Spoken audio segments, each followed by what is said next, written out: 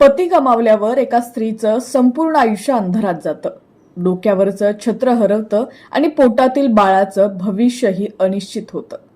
पण नांदेड जिल्ह्यातील एका तरुणानं अशी माणुसकी दाखवली आहे की संपूर्ण महाराष्ट्र आज त्याला सलाम करतोय. नांदेड जिल्ह्यातील लोहा तालुक्यातील भारसवाड गाव इथं घडलेली ही घटना तुमच्याही डोळ्यात पाणी आणेल.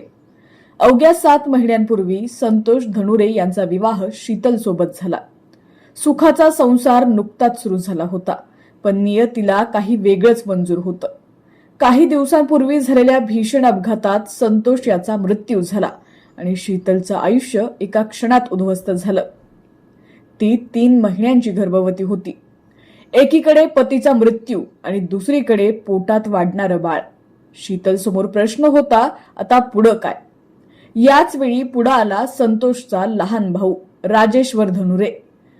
नुसतं नातं नाही तर माणुसकी जपणारा निर्णय घेत त्याने आपल्या भाऊजाईचा हात धरला. गावकऱ्यांनी सरपंचांनी पुढाकार घेतला. दोन्ही कुटुंबियांची समजूत काढली आणि समाजाच्या चौकटी मोडत एक ऐतिहासिक निर्णय घेतला.